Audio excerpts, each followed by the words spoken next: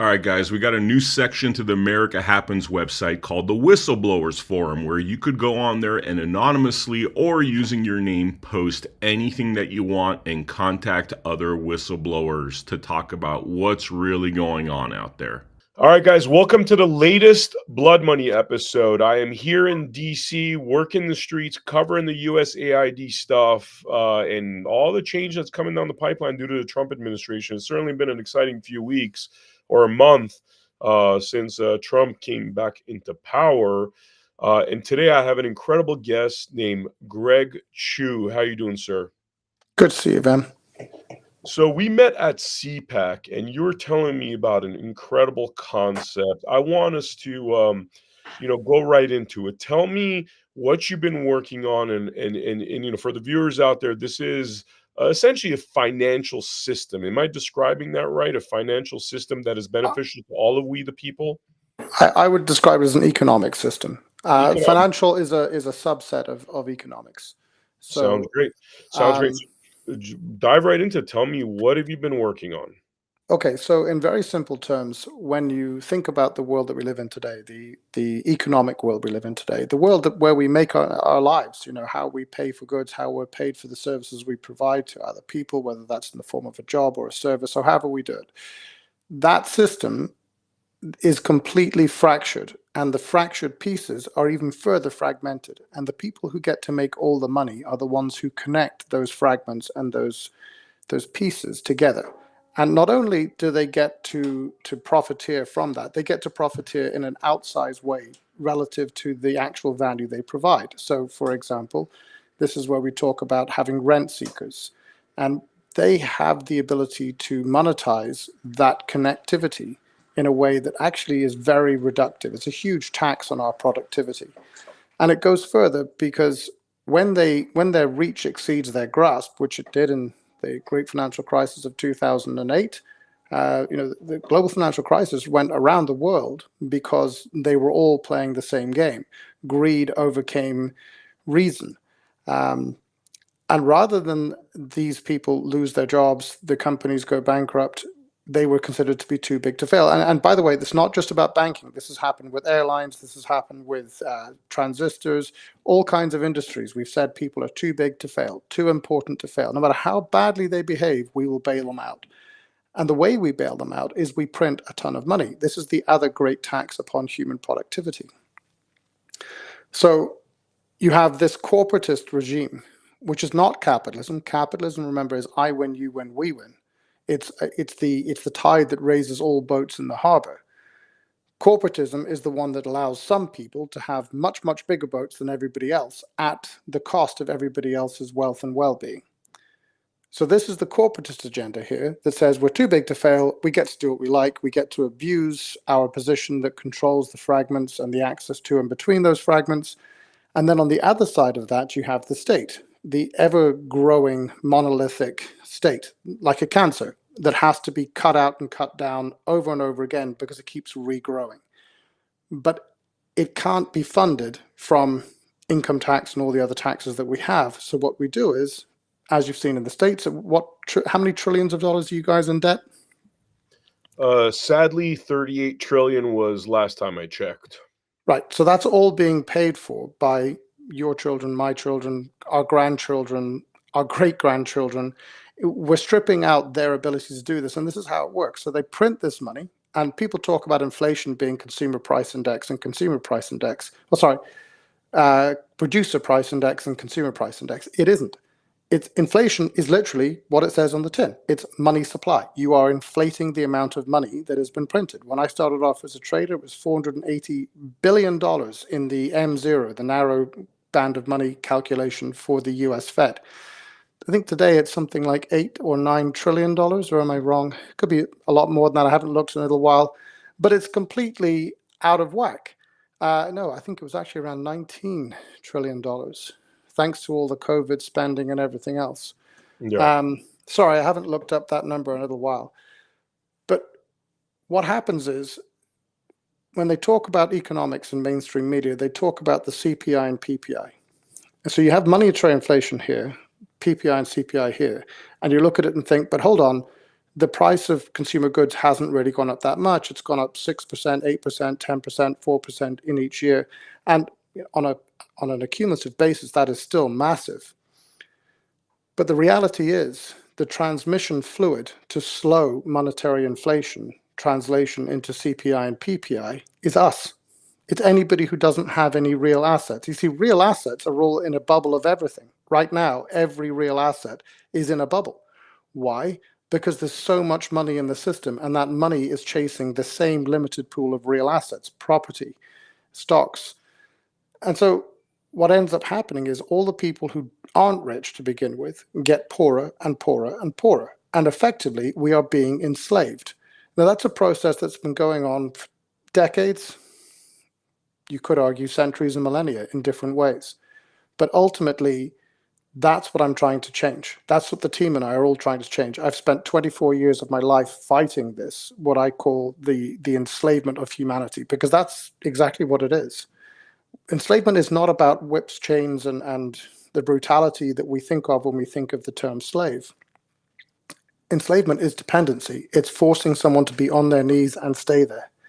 Yeah, I mean, It's we've talked a lot about the Federal Reserve System and this, some people call it usury-based system with high interest rates, where people are, most people have just enough to get by, but not enough to prosper. Another thing we've talked about is historically there's been a American system of economy.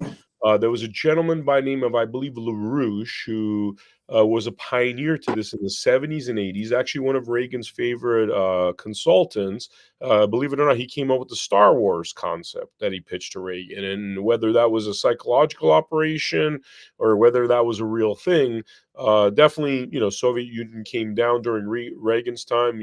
How much of that goes to credit goes to LaRouche. But the long and short of it is that he introduced this American style of economy, which is embedded in our history, which is a prosperity-based system versus the City of London style economy, which is more of a keeping you in this perpetual state of slavery system.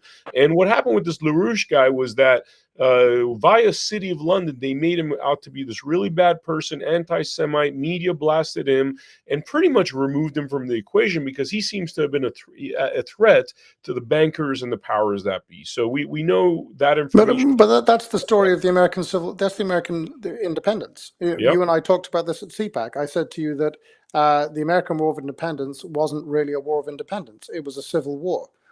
And what separated the two sides, the side who won were on one side of the Atlantic, the side who lost were on the other. So you then had an independence, but in reality, it was libertarian capitalist Englishmen against the ones who wanted to preserve the old order and wanted to keep hold of power in London.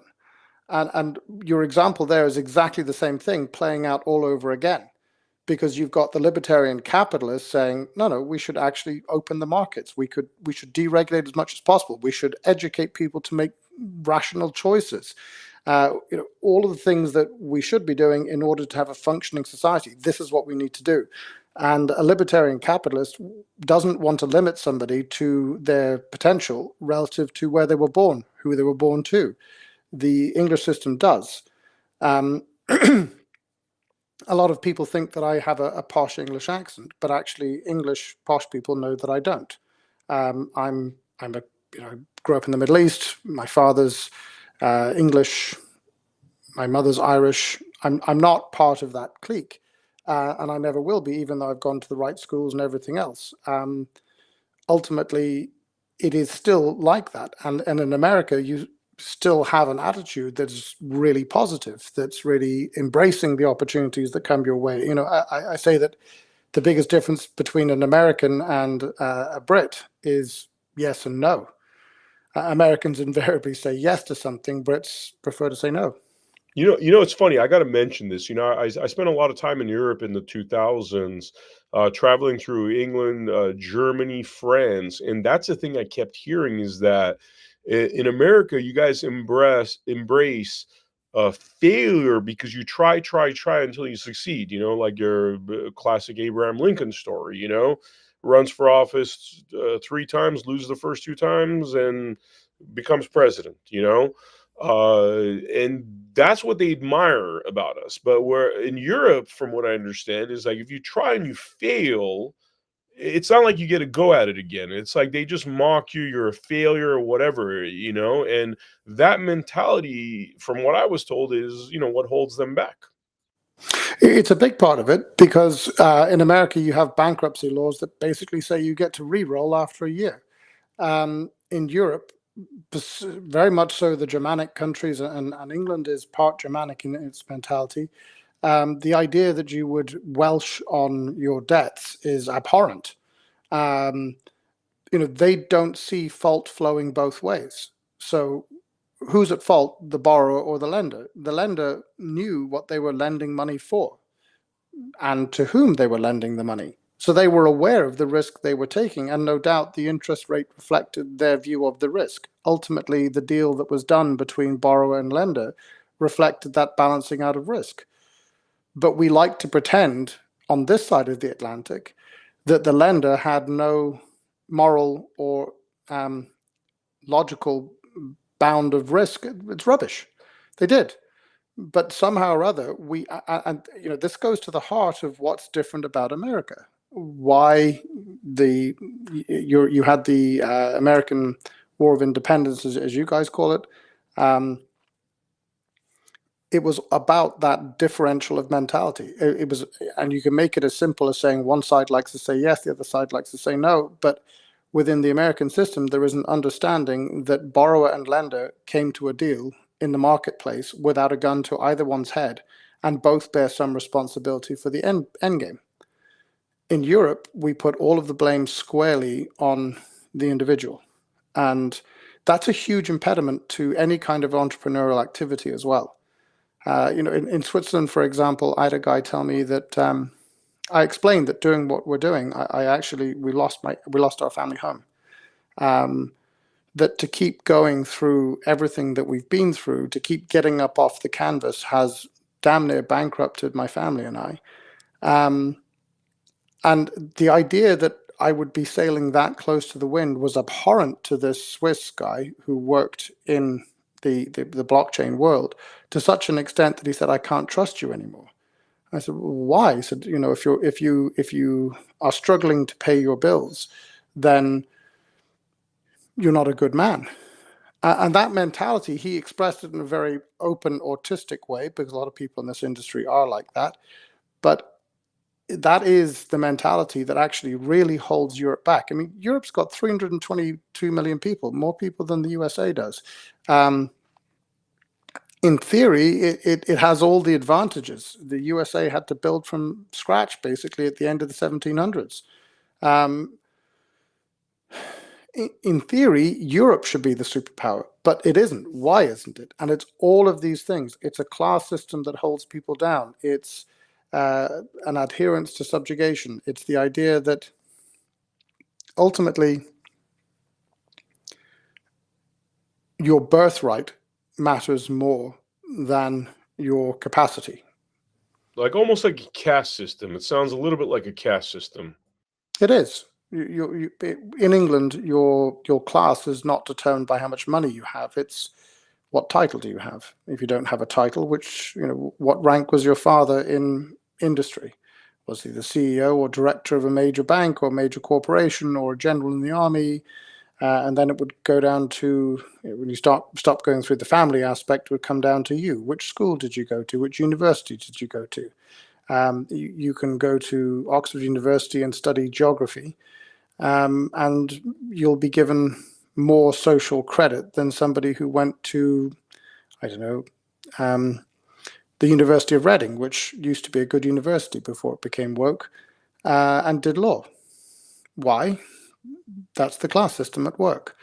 The kid who got 3 A's in his A levels in a comprehensive school against the system, despite the system, that's a public school, what you guys would call a public school, is given far less credit than the guy who went to what the English would call a public school, but what you would call a private school, who had all the best teachers and all the best opportunities and still only scraped 3 B's.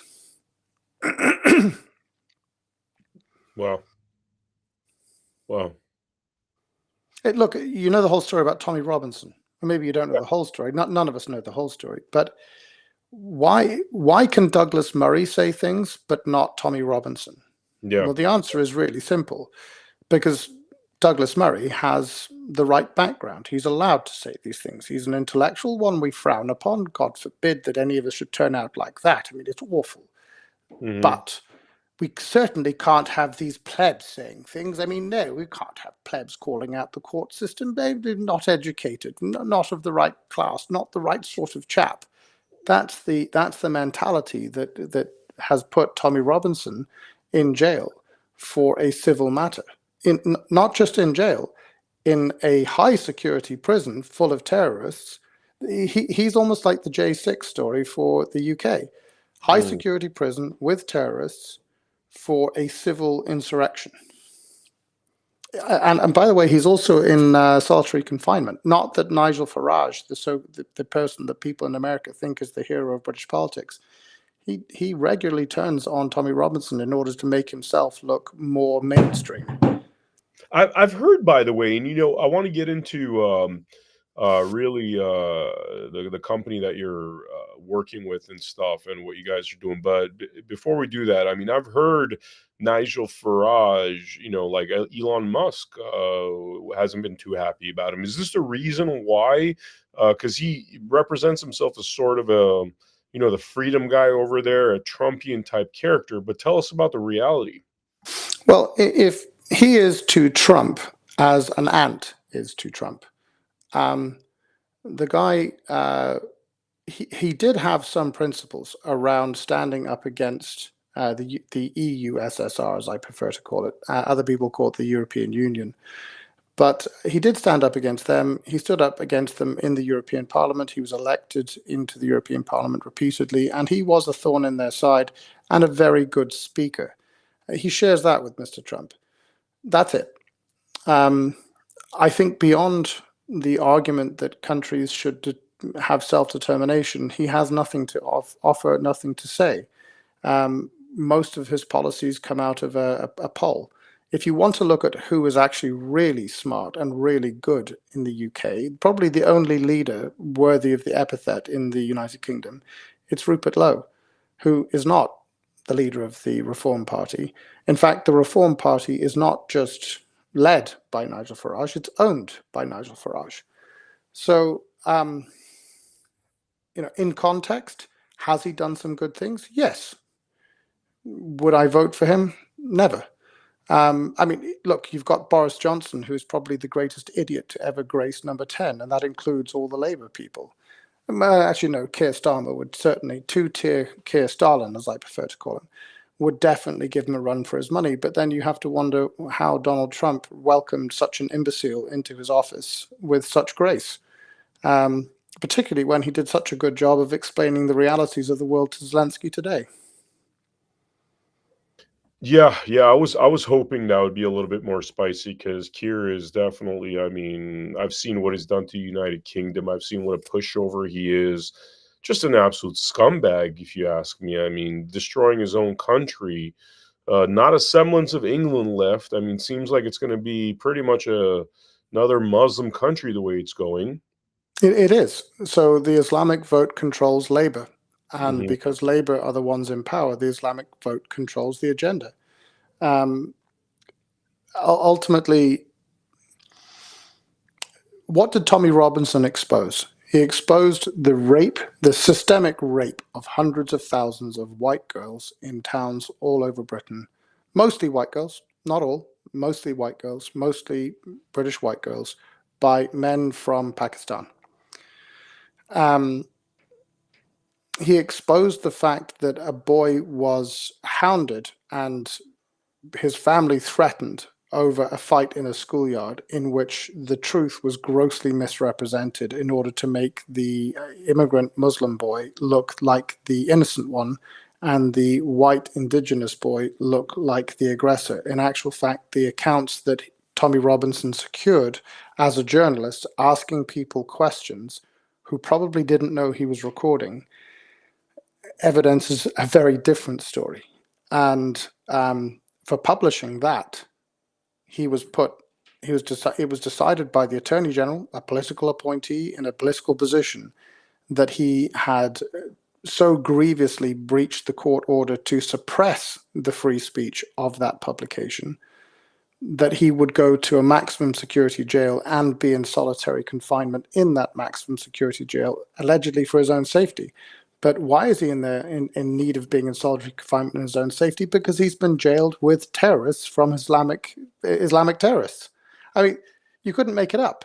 There's It's so many ththings you can't make up. I mean, as a journalist, you must know this, that sometimes you must feel like George Orwell was just, he just didn't see how big this would be. None of these guys did. When you look at fiction, the only fiction that seems to come close to describing our present reality is Idiocracy, and that is terrifying. Yeah. And I hate to say, man, I married a Brit at one point, which was the biggest mistake of my life. I'll be straight with you, other than the 2 kids we have. And I was telling you that story about, that situation, how my documentaries were made into child abuse, according to the UK courts, because I was exposing them. I was exposing their corruption about what they do.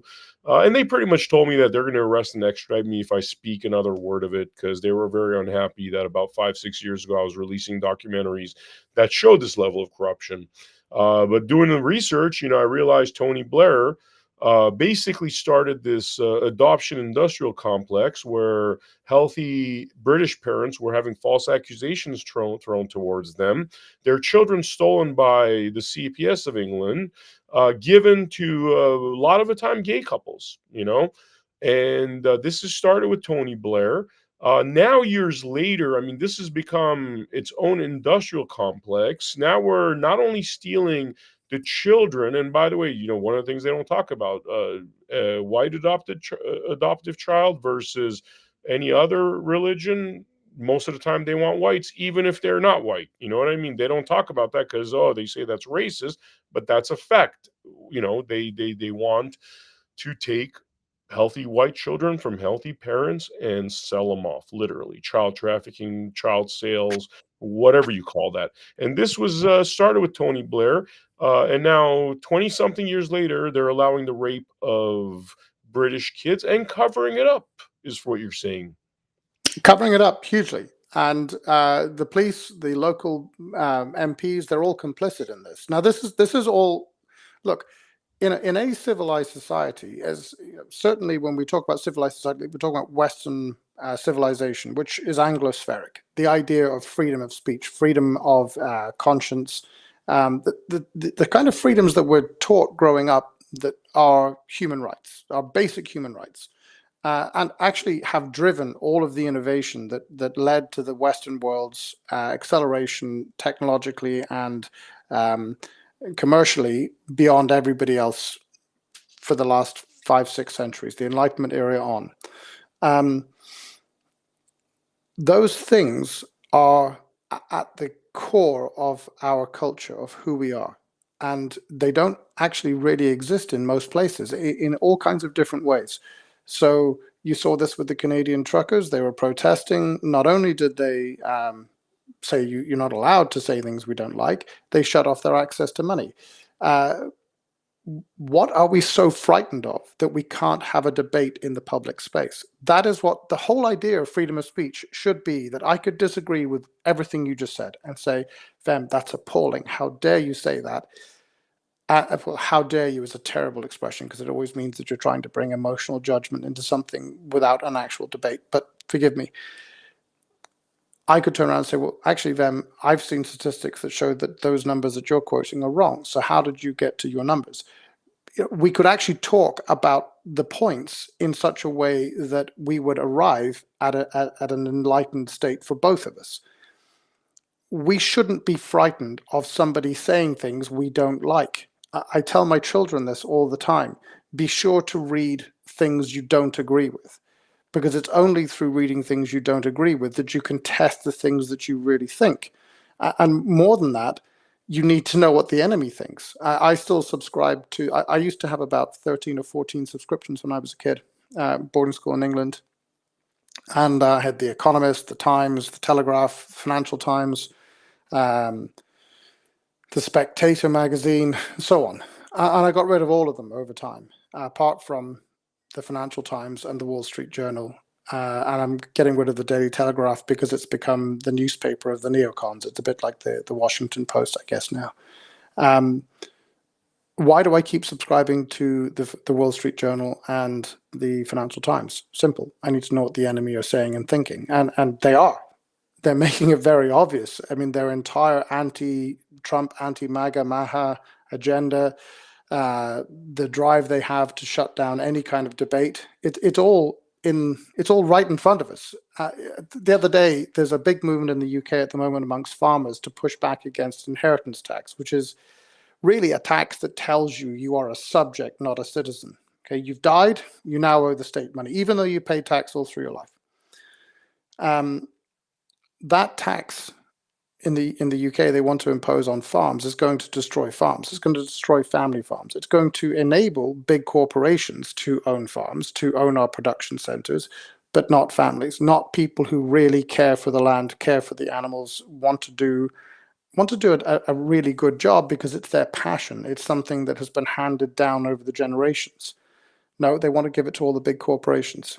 And I was saying to one of the guys who was writing about this or protesting that they just don't care. They don't need to care because you're too small a number of voters. And frankly, if you really want to understand what's happening here, this is not about the Labour government in the UK.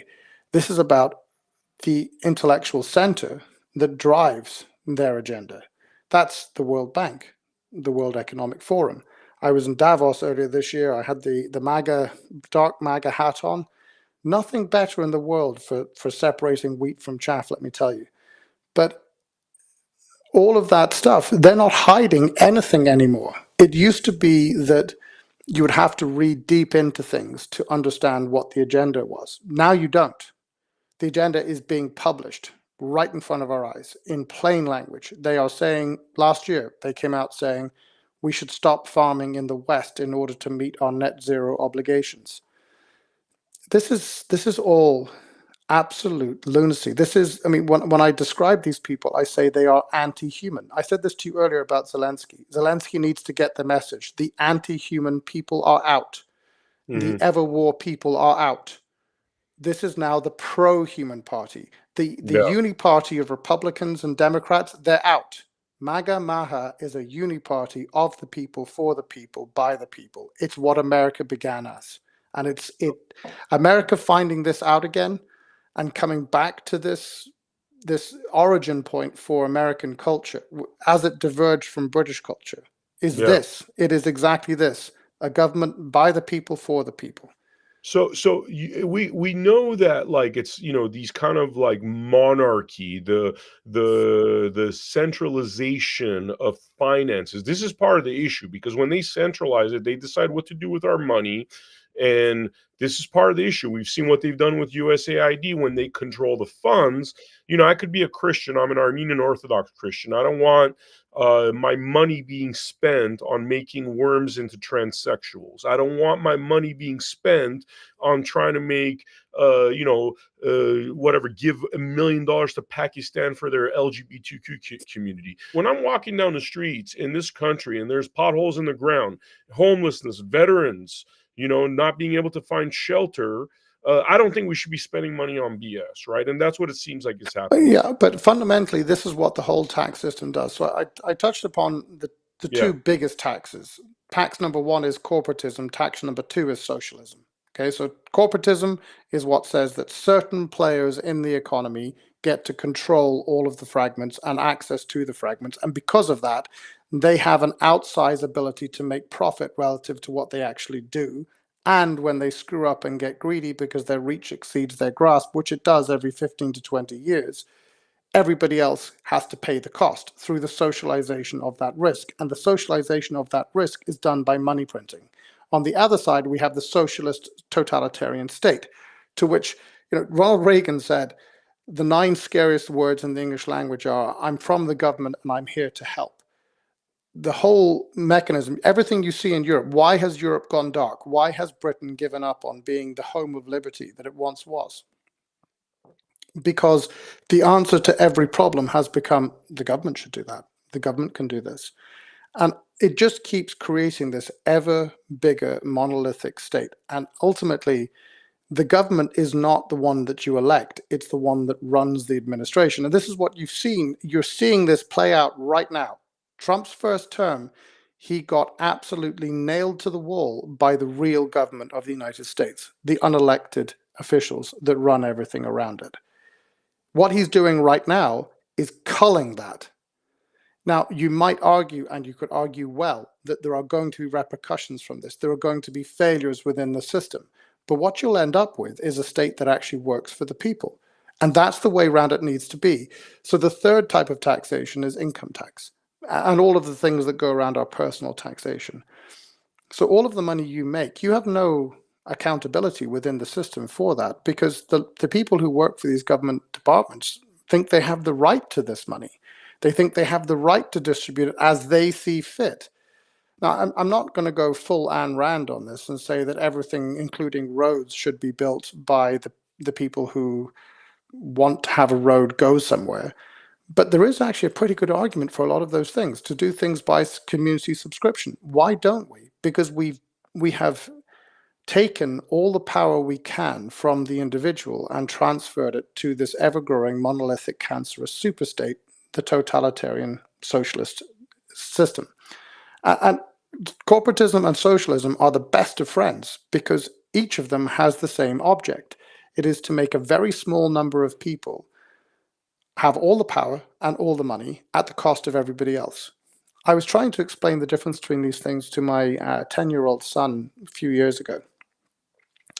I said, imagine a harbor, and in a capitalist harbor, as more boats come into the harbor and the boats get bigger, they increase the size of the harbor so that everybody can have a boat, and everybody can have a bigger boat if they earn one. But ultimately, the water just keeps being let in, and you end up with this bigger and bigger and bigger harbor. In a corporatist system, they don't really want competition. They want to have rent seeking. So what they do is they close the gates. And over time, a small number of the people in the harbor will end up with huge boats. And most of the people in the harbor will end up with small boats, little small boats just eking by. And everybody will be sitting in the mud, because all the water will be in the pools on the big yachts. That's corporatism at work. In the socialist system, it's exactly the same thing. Everybody ends up in the mud at the bottom. The harbor door is closed, because that's the way this works. And you end up with a small number of people having all the power. So the hegemony that the cabal is corporatist, socialist, totalitarian state together. And the model for this, by the way, was Nazi Germany. They did it first. They did it best. Wow. So, all right, let's dive into, I mean, you have a solution for the head of the snake. Let's talk about that a little bit. So all the rights you have, I mean, in America, you still have guns. Europe has been disarmed. That's another reason why it doesn't have the ability to stand up and do anything about the state they're in. So you have guns, you have the right to free speech as an absolute right, or at least it's been restored to you as an absolute right. But ultimately, as we've seen all over the world, all over the Western world, if you say and do things the government of the day doesn't agree with, they can turn off your access to money. They can turn off your ability to prosper as an individual. They can cut off anything they want. They can cut off your data, your access to data. They can cut off your certifications. For example, they can just cancel your driver's license. They can cancel your passport. Same with assets. Most assets that you own are subject to some sort of state approval. Whether that's a car, a house, whatever it is, it has some sort of state approval. Now, to some extent, that is necessary in order to underpin those rights. But it's a slightly different thing to say that the state underpins your right and acts as a witness to your right, versus the state has the ability to enforce and take away those rights if it wishes to. And the third thing, your data, your assets, your money. Now, there's two aspects to the your money piece. Number one is the money that you have in your wallet, the dollars, the Canadian dollars, etc. It's all fiat. And the best person to read about this isn't any of the intellectuals. It's none of the economists. I mean, Milton Friedman, Thomas Sowell, they're brilliant. Hayek, etc. Fantastic. Thomas Mises, all of them. They're all great to read. But if you want the really simple version that's done really well, read J.P. Morgan's testimony to Congress in 1912 about banking and money. And he describes the greenback, which is what today's fiat money is. It was a credit note, not real money. He describes it as being a credit note.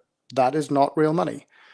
So the money you have in your wallet, the dollar, that is just being printed at the convenience of the Fed to serve the ends of the socialist corporatist machine. And the more dollars there are in the economy, the less somewhere is a value. So what happens is you print more dollars and you get a bubble of everything in real assets, right? So they keep up. But the bit that doesn't is the people who don't have the assets, who don't have all the money. They're getting crushed in their value. They're being turned into slaves. So if not already. So that's one aspect of it, is that this money printing is a huge issue. The second part to it is they can literally turn off your access to it. So when people talk about CBDCs, which is central bank digital currencies, the big opposition is, if I have dollars in my hand, at least I have dollars. They can't be taken away from me. Cash is cash. But if it's in a digital form, it can literally be switched off, and this is true. So this is really what the whole story of Bitcoin and Satoshi was all about. It wasn't what you see in the press today, what you see people talking about, Michael Saylor, etc. That's just the number go up. That's the Bitcoin version, as I call it. What it did was it took an incredible proof of concept, not for blockchain, which I'll come to in a second, but for what real money is and how it can be created. And it is just a proof of concept. And it turned it into essentially a manipulated number go up machine that, just like the corporatist socialist system that Satoshi Nakamoto was writing to remove power from, they want to do the same thing. It's this Shanghai billionaire argument. And the Shanghai billionaire argument, of course, is that the US Fed should print billions or trillions of dollars in order to buy what is allegedly a hedge against monetary inflation, Bitcoin. So that's like saying you're going to chase something through a train station that you'll never catch. It's ridiculous. But their object, all the people making those arguments, is to turn themselves into the Shanghai billionaires at the cost of everybody else. It's a zero-sum game. Satoshi's innovation was, historically, as per J.P. Morgan's testimony to Congress, cash was actually like a representation that could more easily be traded and moved between people of gold. The gold that underpinned that dollar, that pound back in 1912, was the stronger economy of the two. That was literally backed by, the cash was backed by the gold at the central bank. So you couldn't print more money. You couldn't just magic money out of thin air. The pound notes used to say that the Bank of England promises to pay the bearer the value of whatever the denomination was, along with the code that proved it was that £5 note or that £10 note. And the gold was literally in the Bank of England to back it up. So that's what JP Morgan said real money was. It was money backed by gold. Satoshi Nakamoto's great innovation with Bitcoin was to say, but hold on, there was no industrial value to gold at this point in time. It was purely an instrument of money. So why? What does it do? Well, you can prove what it is really easily. It's malleable. It's fungible. It's actually pretty tough to extract. It's pretty, the risks are high. The workload is high. So what you're really doing is you're proving that you have done some work to extract value from a finite resource. And you can only create more of that by, as my one of my team members says, Craig Everett, by blowing up a star. So big effort, right? So Satoshi's idea was, well, hold on, if you create a competition to solve a cryptographic puzzle, then whoever does that can be rewarded with a Bitcoin. And in the process, what you're doing is you're creating real money. And he was right. If you think it through, the logic is absolutely unassailably correct. The problem was the efficacy of doing that was so poor that it was never going to be anything other than a proof of concept. And in reality, once it had gone into the public domain, you can't change a blockchain once it's gone completely public. A blockchain done correctly is sustained by all of the people that mine it, all the people that support it, all the distributed computers that are involved in it. So let's say you want to push an update to the chain. Every single miner has got to implement that change or the system forks.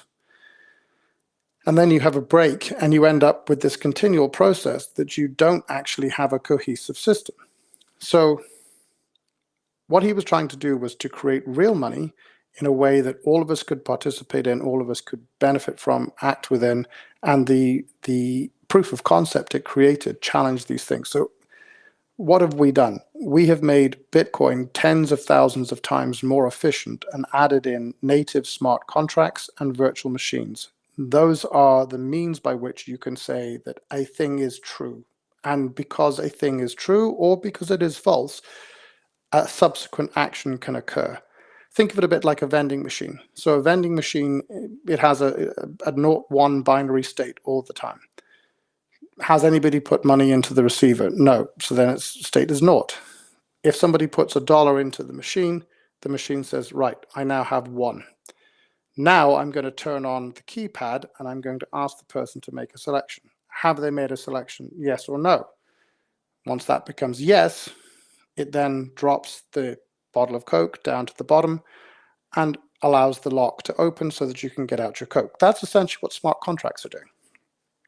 They're looking at a state to say, is something true or false? If it's true, take this next action. At the next action, you have a logic gate process that takes you through a series of events that can be 0 and 1 all the way along. Being able to do that on a blockchain means that you can actually trust the message, not the messenger, securely at scale. That is massively significant relative to what we were talking about earlier, because remember I said our entire economy is fragmented and fractured.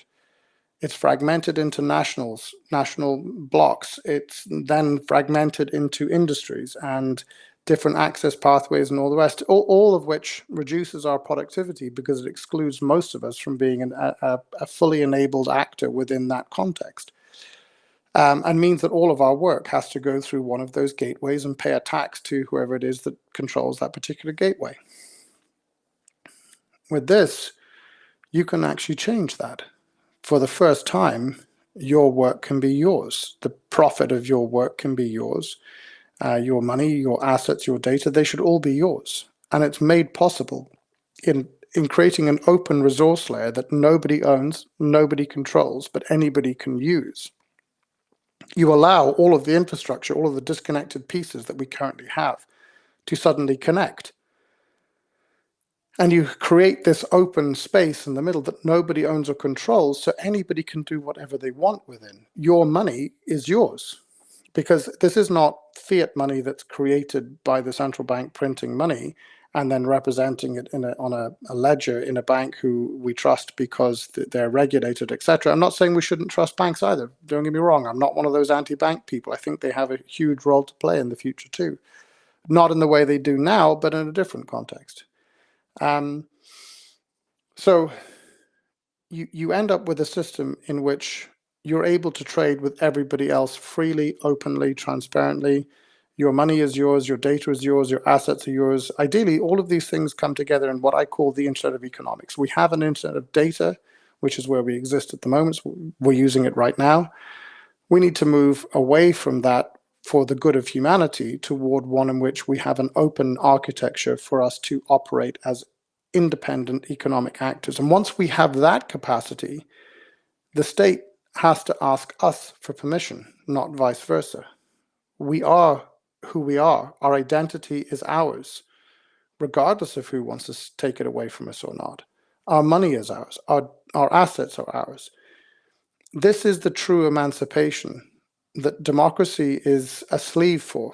Democracy, to some extent, is illusory unless you own your own data, unless you own your own asset, unless you own your own money. And maybe a lot of people don't realize the extent to which they don't.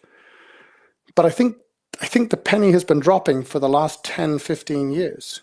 I think people are really beginning to understand this. And when we were trying to raise money, and it's very hard to raise money for a project when you tell the venture capitalists, no, we will control nothing. Literally, we will control nothing. We will build this thing. We spent $25 million getting here. We've accessed a ton of really good open source things that cost tens of millions of dollars more and brought it all together, and we're going to give it to the whole world for free. That doesn't sell well with venture capitalists who love the corporatist story of we're going to corner the market like this, and we're going to be the pass-go ticket on the monopoly board, and we will control the board. So I was being asked, what kind of people do you think would like this? And I joked and said, well, everybody who thinks that when you go racing, you turn left. Which Californians don't get, but anyone from the southeast states of the USA will definitely get. They may not like it, though, because they think NASCAR is about more than turning left. But they asked me to refine that further, and I said, well, if you'll excuse the frank language, it's everybody who started to work out how fucked they have been and would like to unfuck themselves and maybe do some fucking of their own. I love that. That is awesome. Give us more details. I mean, how does it work? How does it differ from, the things that we've heard? Bitcoin. Tell us more. Well, Bitcoin, like I say, the Satoshi Nakamoto, who wrote the Bitcoin white paper, that white paper is probably one of the most profound documents in documented human history. The idea that it created that we can create real money through means other than something that can be extracted from the ground as gold, that's truly a break that actually moves us into a digital era away from what we've had in the past and allows a reset, if you like, economically. The problem is it's so incredibly inefficient and so incredibly slow. It's a proof of concept, and it could never evolve beyond being that proof of concept, because the moment it went public, everybody who mined it, like I said earlier, they all have to update the program, and anybody who doesn't update the program ends up forking the chain, and then the whole thing begins to fracture. So it has changed tiny amounts, almost nothing in all of the time. When Larry Fink from BlackRock, by the way, says he thinks that the coding of Bitcoin can be changed, he's right. If they get to 51% control of the mining, he's right, they can fork it. And that's actually a lot of what's going on. 90% of all the Bitcoin that's minted right now is going to 5 accounts. And there's actually a fight within those 5 between China and America. Massive amounts of money have gone into dominating mining in this way.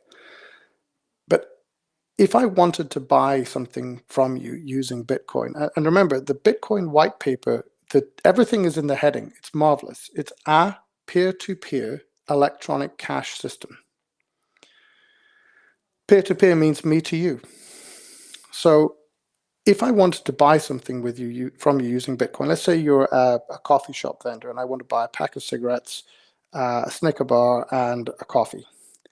By the time the transaction has actually confirmed, I will have smoked all the cigarettes, drunk the 4th coffee, and be on my 2nd Snicker bar.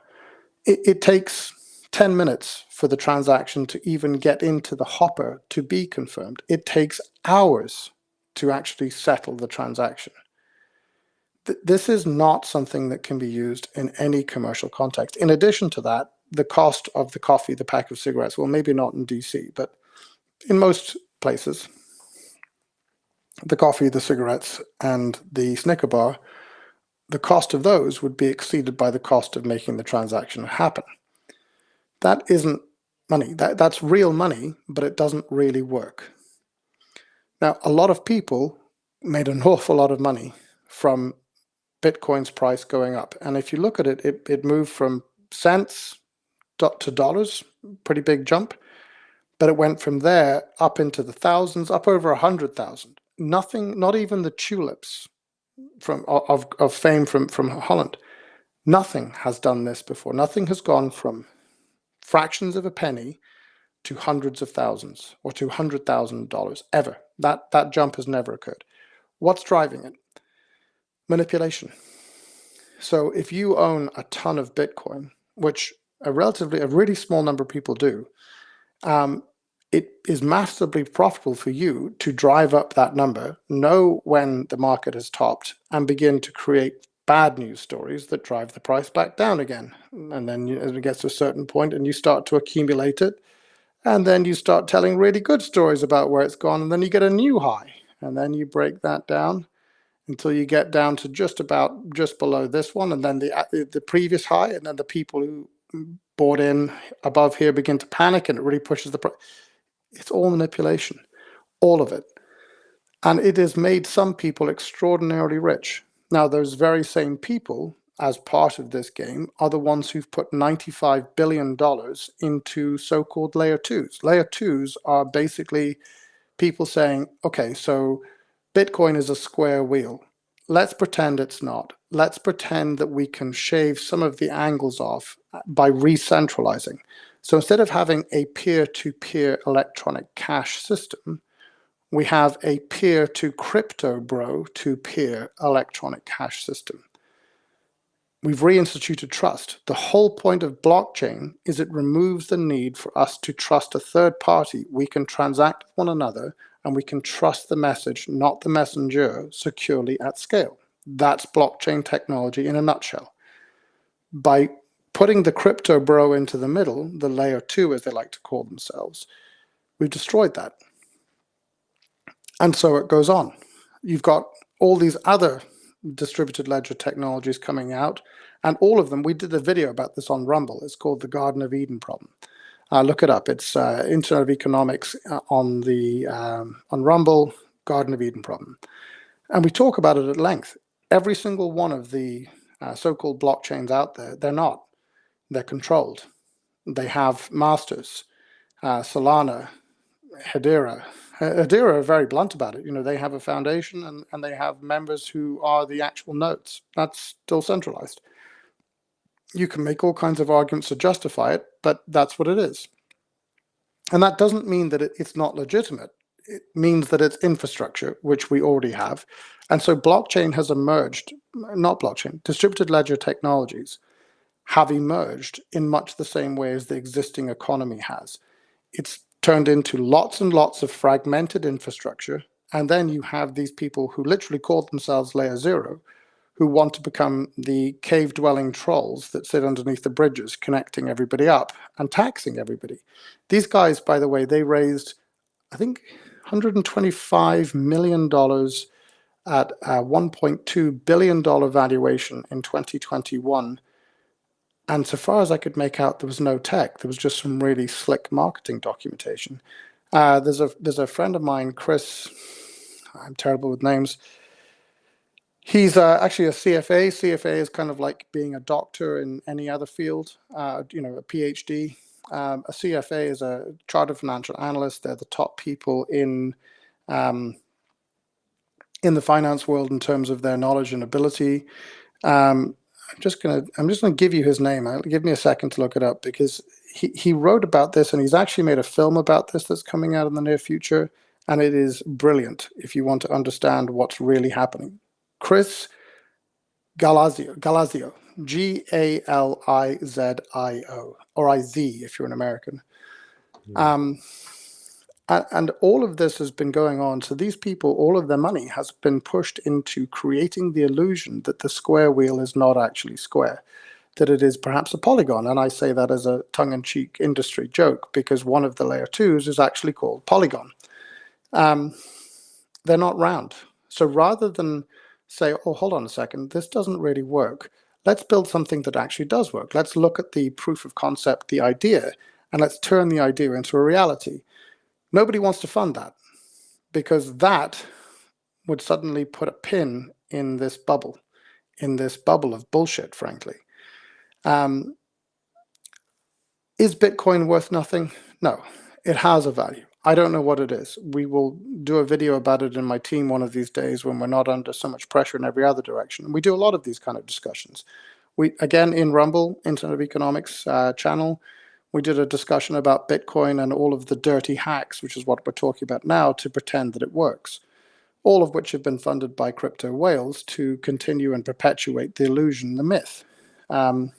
The reality is, yes, you can pretend to pay for a hotel room in Bitcoin, but not really, because actually it's a whole series of intermediaries, many of whom are no longer regulated or audited, pretending to be effectively banks. And there are some banks and there are some major financial players in there like Visa and MasterCard. So yeah, you can pretend to pay for something with Bitcoin in a hotel, but you're not. You're working off the same system that we've always had. So when you see the things happening with Bitcoin, it's actually really sad to somebody like me who's dedicated my life to this cause, because it was a massive breakthrough. I mean, I knew about. I was effectively using blockchains long before. Blockchains are not new. They've been around since at least the 1950s. They're not new at all. I mean, if you want to understand a blockchain very simply, it's like if you were standing in a room and there's 100 people in the room and everybody has the same sight of something that's happening, that everybody in the room has a pen and paper and can write down, them gave Greg an apple. And you could go around the room and check that everybody had the same note, them gave Greg an apple. If you weren't in the room and you knew 100 people that were in the room said, all 100 people that were in the room said, them gave Greg an apple, would you believe that you gave me an apple? Absolutely. That's what blockchain is about. The existing system is to say, well, a bank or a trustee or somebody we put into a fiduciary position witnessed what happened and they put it in their ledger, and because they have oversight, supposedly, we will trust that that ledger is true. So rather than having 100 people say it, we have one person say it, but everybody says, oh, but we have to trust that one guy because that one guy is the regulated entity, the fiduciary, etc. You see how being able to trust the message, not the messenger, has such a phenomenal impact. I mean, when you really begin to unpick that, it's phenomenal. But even when you do that, you're stuck with this problem of, well, how do we have money exist within the system? Because money is actually how we transfer value between people, between things. It's how we pay for services, goods, etc. The barter system simply doesn't work. You know, the whole guns for butter argument doesn't really work. It's not something that you can create an index of. It's not something you can create a transparent market with, so on, so on, so on. There are very good reasons to have money. When you look at the other DLTs that have emerged, they work on a thing called proof of stake. So Bitcoin is proof of work. Its idea is that you prove that you've done the work. And let's give an example of what that work might be when you talk about solving a cryptographic puzzle. So Bitcoin works in 10-minute cycles. 10,000 piece jigsaws are thrown in the air. Everybody gets to try and turn that into the finished jigsaw. Whoever does it first wins. So you understand the degree of computational capacity that needs to be employed in order to solve that puzzle. It's huge. And the risk that everybody bears is that they may not win. So a huge amount of work can be done to get to the cryptographic puzzle solution, which is exactly like a whole pile of people can go mining in the Klondike. Only some of them are going to find gold. And only some of them are going to get that gold to a point where they can exchange it for goods and services. That's proof of work. You can prove that you did the work to get the value, to extract the value from the finite resource. And proof of work actually is the real basis of blockchain. If it's not proof of work, it isn't a blockchain. Let's put it that way. So with that, with a proof of work system, you can absolutely trust the message, not the messenger, securely at scale. The at scale part is the real issue when it comes to proof of work, which I'll come to in a minute. What you also see is what's called proof of stake chains emerge. Now, I refer to these as the Dorothy chains. So, you know, the way Dorothy clicked her heels together 3 times and all of a sudden she was back in Kansas. Same thing. You can just magically create money out of thin air. Now, Ethereum, which probably most of your viewers have heard of, Ethereum was a proof of concept for how to create state channels, smart contracts and virtual machines on chain. Remember, I gave the example of the vending machine. That innovation was Ethereum's. Again, another proof of concept. Again, cannot, did not, will not evolve. But they made a shift from being proof of stake, a real blockchain, to being proof of stake, a fake blockchain. But worse, they became anonymous proof of stake. So proof of stake is a bit like saying you have a group of people who are providing consensus in a room, just like the 100 we gave earlier, but certain ones will have more votes than others because they have more stake.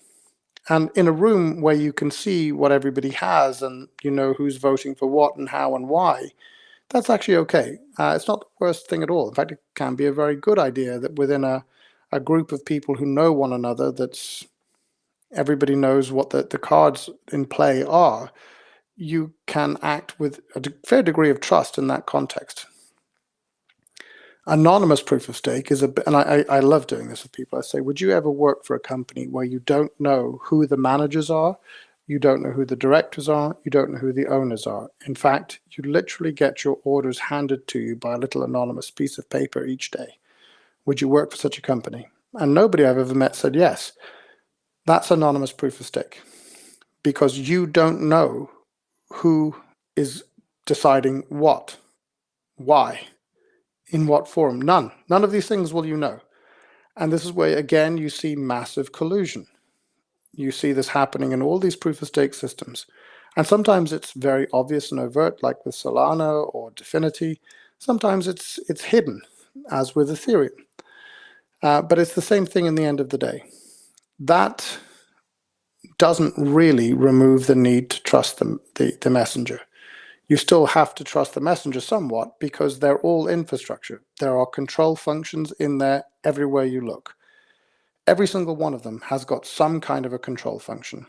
I refer people, if you want to do a long form discussion on this, go to that Rumble channel. There's 3 hours of video, Craig and I talking about this, another 2.5 of Craig, Ulf and I talking about this. These are huge, huge issues with whether or not we're actually using a blockchain. So, when I came to DC the first time for the DC inaugural ball and the second time for CPAC, I kept saying to people, the ones that are surrounding the Trump administration right now are fake blockchains, fake exchanges, pushing jokingly fake money.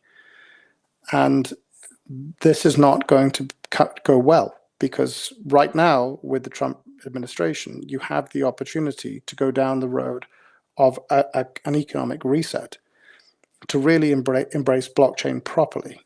But the people driving the agenda are the ones who like the meme coin, the very same meme coin that brought millions of people in and then stripped their money out and transferred that to the people who promoted the coin in the first place, just like it's been doing in Web3 crypto for the last 15, 16 years. This is not how you get mass adoption of blockchain. And blockchain and cryptocurrency are two very different things from crypto. Crypto is like the cancerous love child of the two, and its object is always about number go up. It's about being a cryptographic betting slip, which the insiders will always win. The house always wins. And a few punters make enough money that the story gets out that this is a way of making quick, cheap cash. And so people keep going to the casino. So look, rather depressingly, that's where all of the money that's gone into this industry has gone. It's really tough, but it's got to change.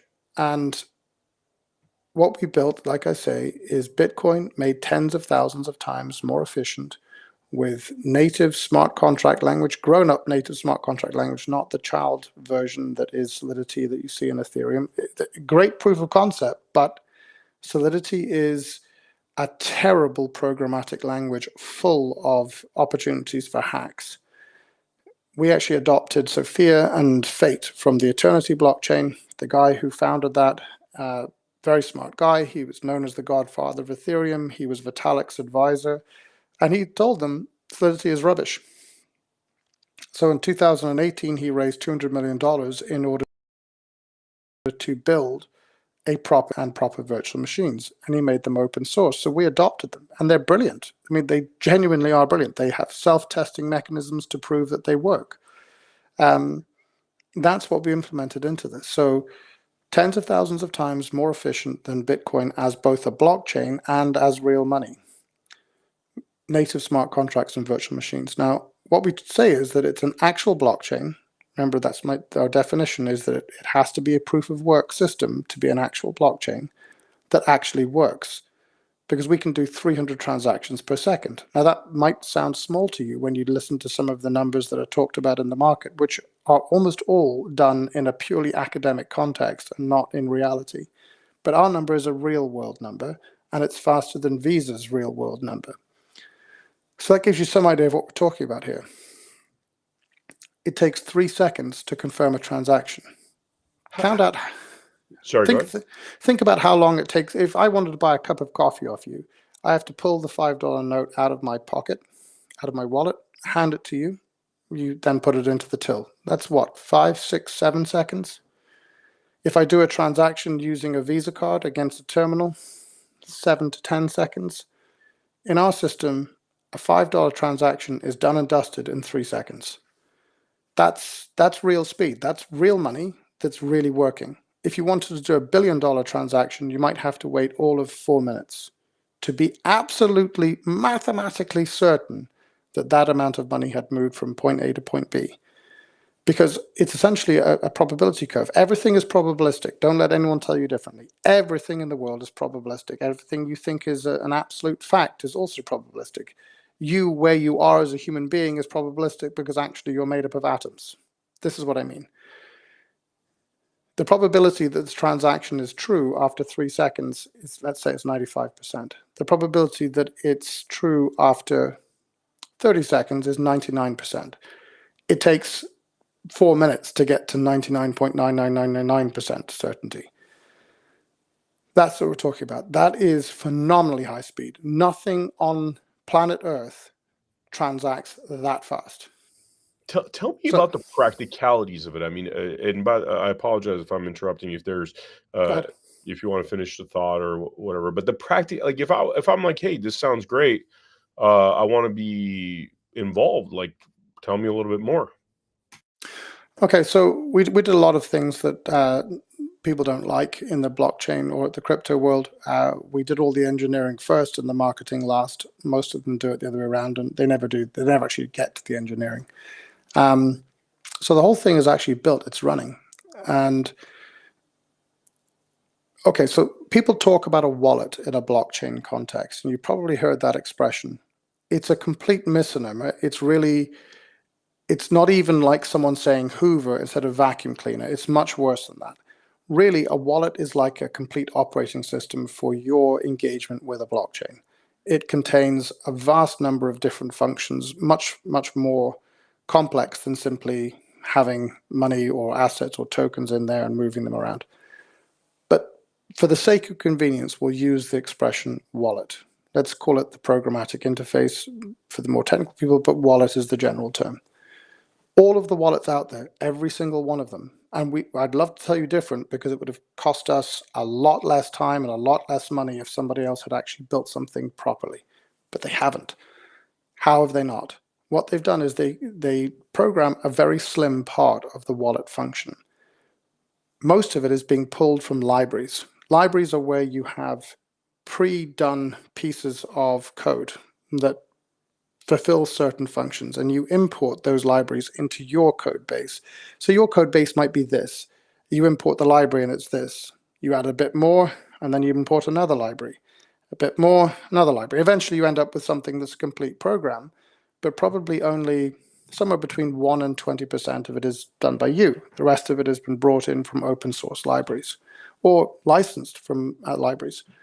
The problem is they're not actually auditing anything that comes into that. And if you think I'm not telling the truth about this, go and do your own research. Go and look it up on Google. There are some hilarious examples of some of the biggest, MetaMask, for example, some of the biggest wallets where their own devs are laughing at how insecure the system is because they've imported these libraries and they haven't audited them.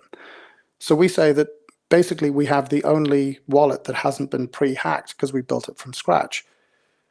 What do I mean by pre-hacked? Well, if you're the NSA, GCHQ, People's Liberation Army, the guys who did the Bybit heist, the North Korean intelligence services, how do you hack everybody's wallets? Simple. you put code into these libraries that people aren't actually auditing, which they then implement into their wallets, and hey presto, you have a backdoor. So we built a wallet from scratch. That's one. So the means by which you engage with and interact with the Gajumaru, what we call the blockchain, is entirely through this wallet. The second thing that we did was we got rid of passwords and logins. So everything works off the secure enclave in your device. The secure enclave, when I swipe up my phone and it does my facial ID, that's coming from your secure enclave. We made the wallet work from the secure enclave on a phone or on a laptop. We're actually in the process of renaming all of the pieces of the things that we've done, but one of the first things we built was a proper marketplace, a completely on-chain marketplace, which in the demo on the it's QPQ Internet of Economics YouTube channel, and we have the thing in there called the Quid Pro Quo walkthrough, which is a marketplace. It's the only marketplace in the world that is completely on-chain. And if you want to test everything I've said about nobody else has built an actual blockchain that actually works, nobody's made real money really work before, here's the test. If you had an actual blockchain that actually worked, minting real money that really works, and it was in the world, what's the very first thing you'd build? It's a marketplace. Why has nobody built an on-chain marketplace for goods and services before now? Simple, because nobody built an actual blockchain that actually worked, minting real money that really works before now. We're the first to do it, so we built the first marketplace. In that marketplace, you can sell any goods or services. It's not intermediated. We do have a moderation function as a business because we have to. If somebody puts children up for sale there, obviously we can't allow that to happen. But any other goods, services people want to engage in, they can do. Whether that's selling your knitted jumper or selling your secondhand piano. All of that can happen in this context. So in that demo, we show this thing called grids. That's what we call it. Now, grids is the capacity to transact me to you over the Internet of Economics, as we call it, in such a way that I'm transacting from my secure enclave to you. And in fact, as we evolve this will become air-gapped. Air-gapped means that the device that I engage with has no connection to the internet. Everything works off optical signals. So all you need is a camera and a screen.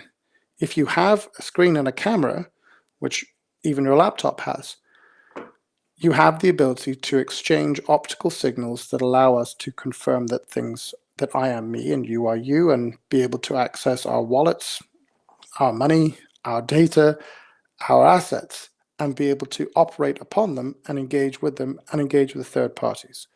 That's all in this walkthrough demo that's on YouTube. Very neatly set out. It's not sexy. It's me doing a talk. I'm literally talking over a series of screenshots, but it's 20 minutes of your day if you want to really see what the future looks like. It's right there. Wow. So okay. You talked about people using their computers to basically mine, and as opposed to having, some kind of farm system set up, this is something that anybody could do. Could you elaborate on that? Yeah. So I've talked about a couple of things along the way in this conversation. One of them was that this is a chance for a complete rebuild of our entire economic system, a reset. That's one aspect. Another is I talked about how Bitcoin, if you want to think of it like throwing a 10,000 piece puzzle into the air and solving it in 10 minutes. That's another. So why do you need multi-million-dollar server farms in order to mine Bitcoin? There's your answer. Technically, that's not what's happening, but the analogy I've given is pretty good. The analogy I've given, is pretty good. It's like a 10,000 piece puzzle being chucked in the air and you've got to fix it in 10 minutes. A cryptographic puzzle is really hard to solve, but really easy to prove you've solved. So you can say, hey, I've won, give me the Bitcoin. In our system, we implemented it slightly differently. We use something called the cuckoo cycle. Now, the cuckoo cycle is more like a maze. So, those mazes that kids do, and it says Johnny's got to get to Jane, and there are 100 different ways that he can get there. and you have to plot which route it takes. Well, Mm. that's all memory function, because just like the kid drawing, going, nope, that didn't work, start again. Nope, that didn't work. It's testing each avenue. Now, you could get lucky and immediately spot it's there to there. But the way that a machine will do it is it will test every possibility. This is essentially what machine learning is. This is how it works, right? So we create these mazes. This is the cuckoo cycle in a simplistic form. Again, not entirely accurate description from the technical people, but for everybody else in the world, it works. We have these mazes. Mazes don't work on the computational capacity. When you're trying to solve a 10,000 piece jigsaw puzzle, you're using massive amounts of computational capacity because you're having to move all of these parts and see the relativity between them all of the time. Massive computational capacity. Solving a maze is different. Solving a maze is a memory function. Memory is the most over-provisioned, least used part of every computer out there right now. It's also the bit that doesn't run hot. It doesn't use vast amounts of energy to operate. It's extremely cost efficient. By having most of the function be to push the failed solution to the memory and then only hone in on what the actual answer is, you're still doing a proof of work, but you're doing something at a fraction of the time, cost, and expense of doing it in Bitcoin. So that was one part of what we implemented. That in turn means that anybody can mine this. We started the chain on 5 $250 laptops. We had one in Japan, one in Bulgaria, one in Sweden, two in Switzerland. That's how we started this. We then added to it with some mini Mac M4s. I think there are now 14 or 15 Mac mini M4s running. And we're just going to keep adding bits and pieces to test different ideas out. But ultimately, you could mine it on your phone. That would be a really bad idea because your mobile phone is extraordinarily expensive. Vast amounts of computational capacity crammed into a tiny little thing this size. This laptop is an extraordinarily effective solution because this is a 5-year-old laptop. You could buy this in a shop for $200 and it would mine the Gajimaru extraordinarily well. So what we did is come back to the point about an economic reset. The whole thing with decentralization, I touched upon it. Now, Bitcoin, it's not a governance issue. Well, not yet. Not until somebody gets to 51%. But 5 accounts do over 90% of all the Bitcoin mining in the world today. That is massive centralization of economic value. And it happens because they've stuck so much money into this. And they've built these massive server farms to do it. Funded in no small part by the likes of Larry Fink and BlackRock, who think if they get to the control point of 51%, they can actually change how Bitcoin works. Anyway, that's a whole other day's discussion. Our system, we've built software that people can install on a Mac, a Linux-powered Linux operating system computer, into a PC, Windows-powered computer. They install the software. They go to the Gaju markets to get the mining license to apply into it. All of these things, all of these processes we're working through right now to make us as automated and slick as possible so millions of people can come in and do this. And our idea is really simple. Until we finish building the chain, we have to keep pushing updates to the chain on a weekly basis. We can't do that if it goes public, because like Bitcoin, we will suddenly have to have everybody, which we have no control over, adopt the same updates. So the solution, while we're still building some of the further pieces into this, which people will love, by the way, because the things that are coming next are about being able to create any kind of infrastructure you want within the system, but also things like the restoration of personal data, but understanding that we live in a data-intense world and we need to do data analytics against scaled data sets. Data-rich digital assets, which means that we can have real assets come on-chain for real, not the fake thing that people are talking about when they talk about tokenization of real-world assets. That's nonsense. I can explain that in a minute. All of the adaptations we want to do before we can stop building the core, Groot, we talk about resource, infrastructure, platform, application. Resource is missing in the world. It's missing in the traditional economic world. It's missing in the blockchain world. That's the really key bit that we've built now. What we're working on right now, in addition to that, is to make all the tooling exist so you can build any infrastructure you want, whether that's a national payment rail in America, for example, it's decentralized identity in Poland, it's medical data in the United Kingdom. Whatever you want, that's all infrastructure. The platforms and applications, which is the user pieces, that all flows above that. So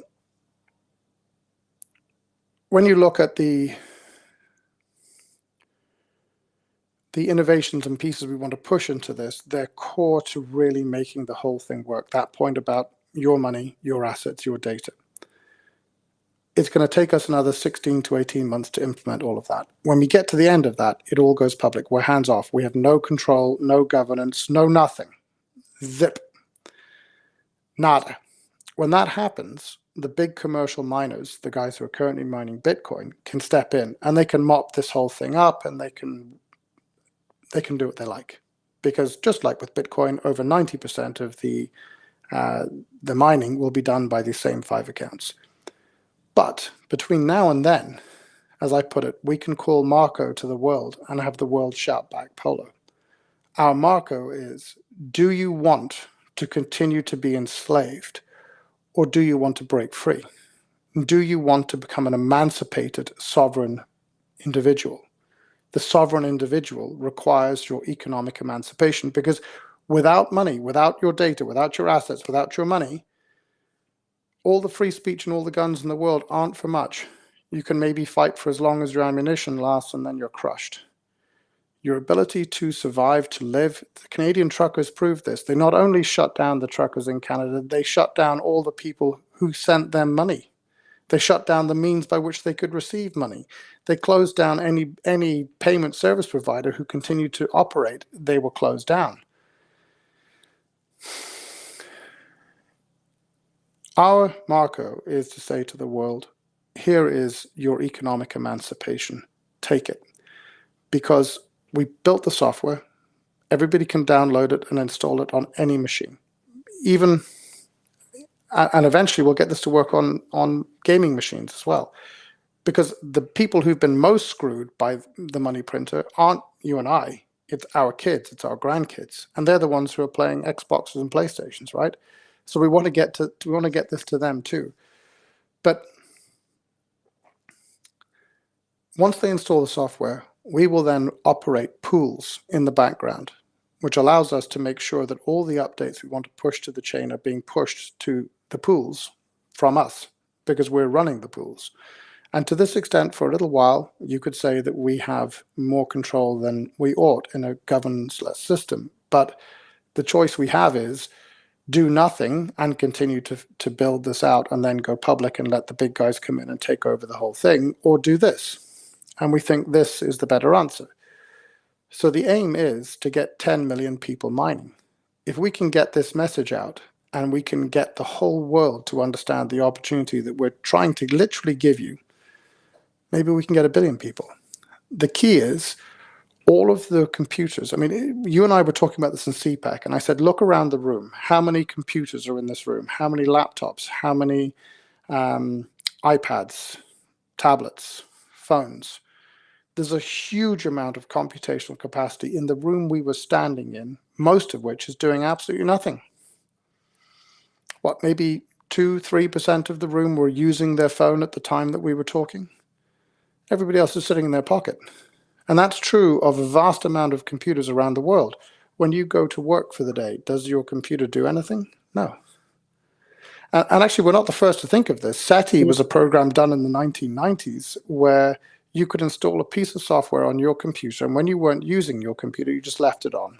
So are you saying, just so I could clarify this, because to be honest with you, some of this stuff is definitely complex sounding, but are you saying that your computer's running basically creating money, more or less? Yeah, your computer is in a computational pool, and the ability of your computer is being paired up and matched with thousands, hundreds of thousands, millions of computers around the world in order to compete for the prize. Now, what that means is that, and we will make sure that the pools are as competitive as possible so that everybody is getting something out of the system, okay? And what we're aiming for is that when we get to the point that the whole system goes public, access to mining goes open to anybody and everybody, is that those pools will become self-actualized and actually continue to improve, continue to get better, continue to get stronger, and they will be more powerful than the server farms. If we can get enough people to do this, this is real capitalism. This is I win, you win, we win. Because yeah, we're going to make $20, $25 out of every 100 that comes in. Because we're selling the software, we're selling the services. We have to deliver those services. We have to manage them and put them all together in the background. We have to do all of the marketing, all of the promotions. And so we're saying to people, look, we're going to spend about 60% of everything that comes in is going to go back out on customer acquisition, marketing, education, promotion. It's a huge expense. But if we can get the message out to everybody out there that this is the one chance. I mean, my wife said to me recently, we had a very difficult conversation, and I'd had a couple of threats made against me. And for a number of years, people have said that if I do what I'm doing, that someone's going to kill me. And she said, why are you not frightened of that? And I said, well, you've got 5 children. They come after you. Why would you put all of that at risk? And I said, look, in World War I and World War II, hundreds of thousands of men answered the call to arms, left their families behind, and they were fighting for nothing more than the ability to deny the Kaiser an expansion of his borders, to deny Adolf Hitler the ability to force the rest of Europe to speak German. That's a bit tongue-in-cheek, forgive me. But ultimately, when people talk in a sort of rewriting history and talk about how it was just to save the Jews. No, it wasn't. What was happening to the Jews in Nazi Germany did not motivate the Allies one bit until they came across the first prison camps and actually uncovered what was going on there. That was Belsen, I think. In reality, the war against the Nazis was not about the liberation of the people in the camps. Not until the last days of 1945, and into April, May, June, July. And I said, so hundreds of thousands of these men left their families and went to war over such a trivial thing next to literally a multi-millennial opportunity to deliver the economic emancipation of humanity. From the point where we began to move from a hunter-gatherer existence to a farming agrarian existence, we ceased to be able to move away from a threat.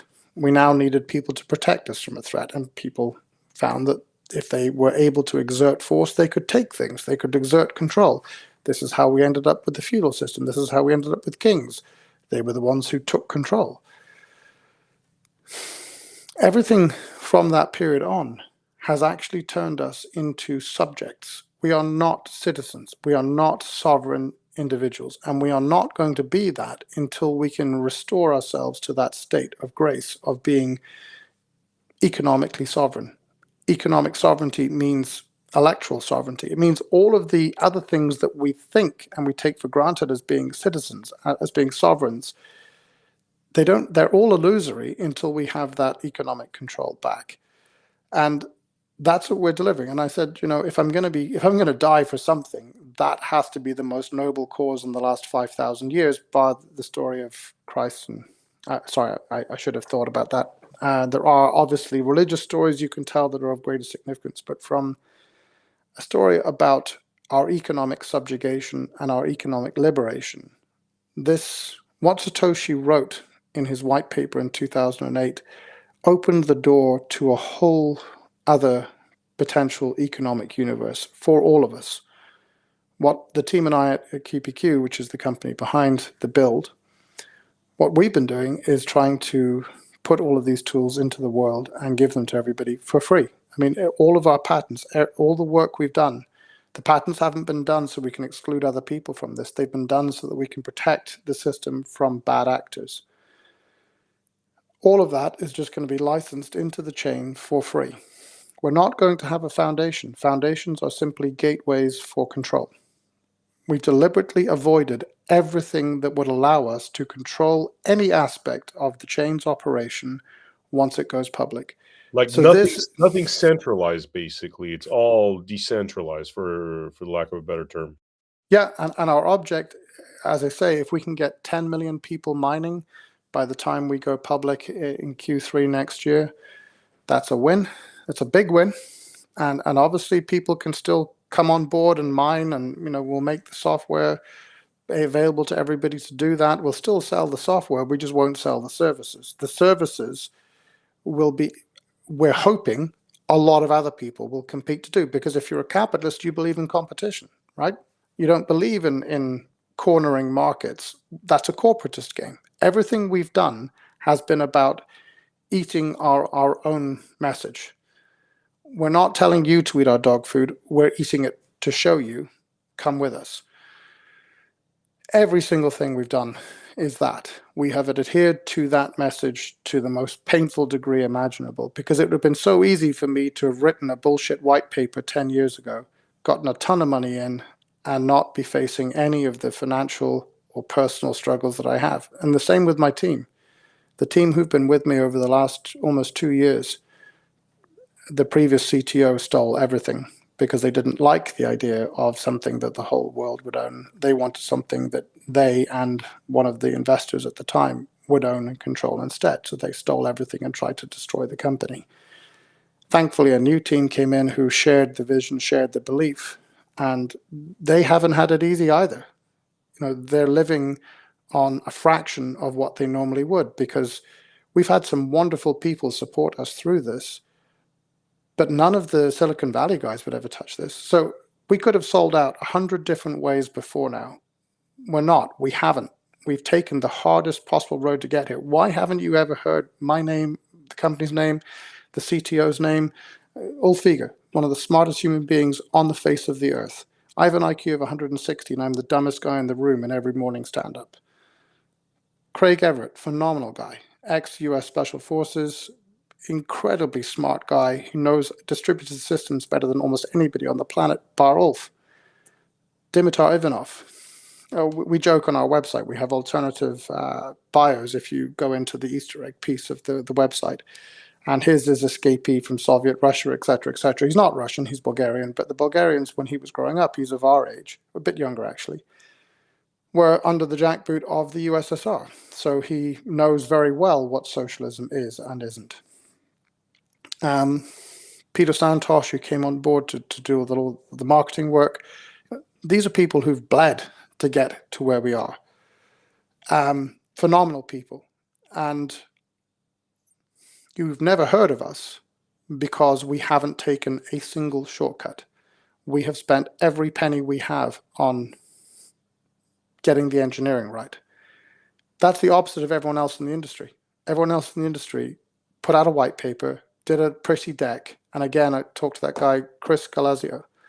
He nails this in a film he's releasing later this month, March or April. Pretty decks, all this kind of stuff, and they got tons of money in. They didn't spend the money on building better engineered systems. All they had to do was create a clickable interface on Figma, for example. That got them the money. Then they spent their money building their community. And again, Rumble. You want to have a look at this whole thing. We talk about the industrialization of bag holding, which is the process of turning crypto assets into ETFs. And we talk about the same thing on that long form video, all the egregious horrors that are going on there.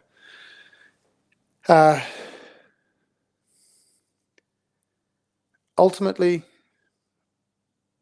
we've not taken a single shortcut. We've done everything that puts the engineering first, and now we're trying to get the whole world on board. We're not just going to open it up and let anybody come in and mine, because if we do that, we're going to see the big commercial miners come in and wipe everybody else out. But if we do this well enough, if people like you work with us, people who have an audience that is our audience. The very first event that we sponsored was the Trump inauguration party in DC, the crypto, it was MAGA Maha crypto inaugural ball. We sponsored that, our very first event, and we have a budget that would make a church mouse look profligate, because the whole MAGA Maha movement is, we said this earlier, MAGA Maha is about returning control, returning the democratic state to the people.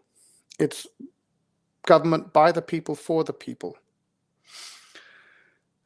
So we sponsored that because actually that audience is one-to-one matched with our audience. It's all the people, like I said earlier, who've worked out that they've been screwed, or are beginning to work out that they've been screwed, and would really like to change things, and would really like to restore some agency to themselves, would really like the state to work for them, not vice versa. That's our audience. And if we can get 10 million of those people on board, we win. All of us win. We get 100 million. This is phenomenal. 1 billion, that's it. Game over. We've changed everything, because the truth of it is they can't kill me and stop this. They can't kill Craig or Ulf or Dimitar and stop this. It's beyond them, because it's a movement. This is not about creating yet another business. This is about creating a movement for the economic emancipation of humanity. We have the keys. We want everybody to have them, and then we want to burn them. Sorry, I had to write that down. The economic, what do you say? The economic emancipation of humanity. Okay.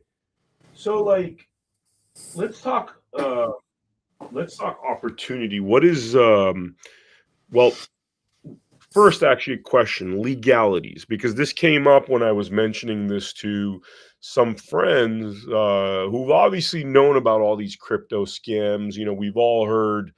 There was that Democrat, let's call him a gentleman, big, whatever, crypto fraud, a lot of crypto fraud.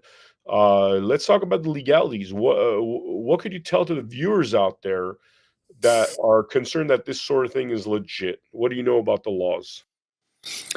Okay, the laws on this are very straightforward in some ways and not in others. So when people talk about crypto, they're talking about what I would refer to as a cryptographic betting slip. Now, I've been advising the FCA in the UK. I was involved when FINMA were looking at, FINMA is the Swiss regulator, were looking at how they did token principles and rules. I've been in this space over 20 years in different ways. I'm obviously pre Satoshi, it wasn't in a blockchain context. A real money type approach. It was more thinking about how do we make the existing system slightly better. So I've been looking at the regulatory aspects for a long time.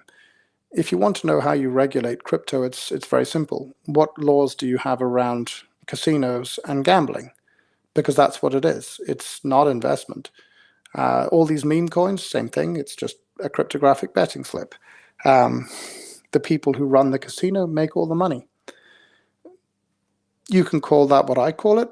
You can call that caveat emptor. So I call it fraud because that's what it is. It's a bunch of people who know an awful lot more than everyone else does about what's really going on, then using that imbalance of knowledge to monetize. They monetize that imbalance of knowledge.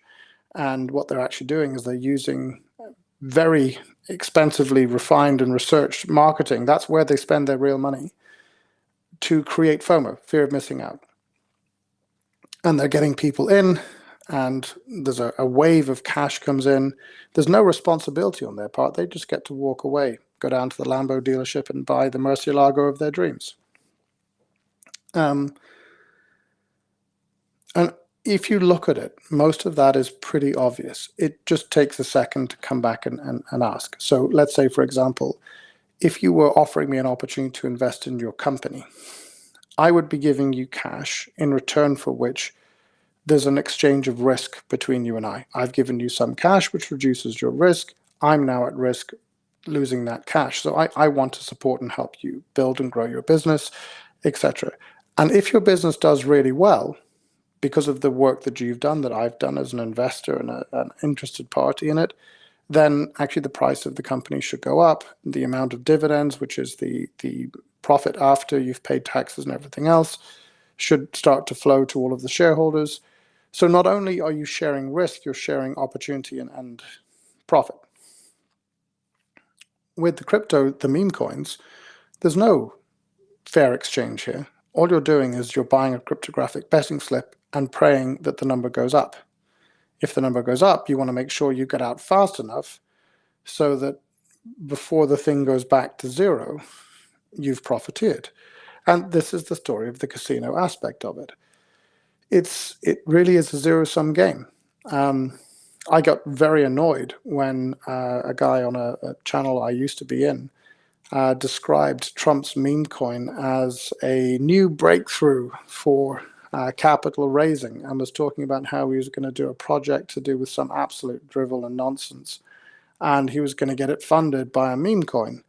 And what did that actually mean? It was basically, well, I'm a crypto bro and I'm really cool. And if you want to be cool too, come and buy my meme coin and we can pretend that we're in the same business together, and I can pretend to high five you whilst taking your $100 and maybe another 100,000 people's $100 and run off into the sunset having built nothing, because there's nothing to stop me from doing whatever I want with that money. It's mine. I spoke earlier about the people that are advising the Trump administration right now, or seem to be. Fake blockchains. They're all proof of work. Binance, completely fake blockchain. Completely one-sided monetary, absolute joke. Fake exchanges. Binance again. Coinbase. Coinbase calls itself an exchange, but it's not regulated as one. An exchange is a multilateral trading facility. It has no such oversight. All of the funds that sit in Coinbase, all of the digital assets, all of the real money, Bitcoin, all of the fiat money, the dollars, the euros, the yens, etc., all of it is commingled with their own money. So if that thing goes bankrupt, poof, it's gone. FTX all over again. None of these things should be news to anybody who has an inkling about how any of this stuff works. It is to most people, because most of the stuff is sort of hidden in the background, but these are the realities. Fake money, so-called stable coins. They're even worse than fiat money, because you have to take a pinky promise from somebody that they have the US dollar reserves to underpin the so-called stable coin. So that's fiat money, which, as we've covered earlier, is printed on convenience. So it's not really retaining its real value. It's not, inflation is very much in play here. It's fiat money that you have to take the pinky promise of a crypto bro they actually have in some sort of liquid instrument like a treasury bill, and the representation they create online using Ethereum, which, as I've covered, is an extremely insecure system, should all be trusted with your money, your work, your endeavor. Absolute joke. So the most regulated of all the stablecoin providers is one called Circle. Circle are actually the good guys in this industry, believe it or not, but they can't get a big audit company to audit the fact that they have what they say they have. We have to take their promise. We have to take their pinky swear.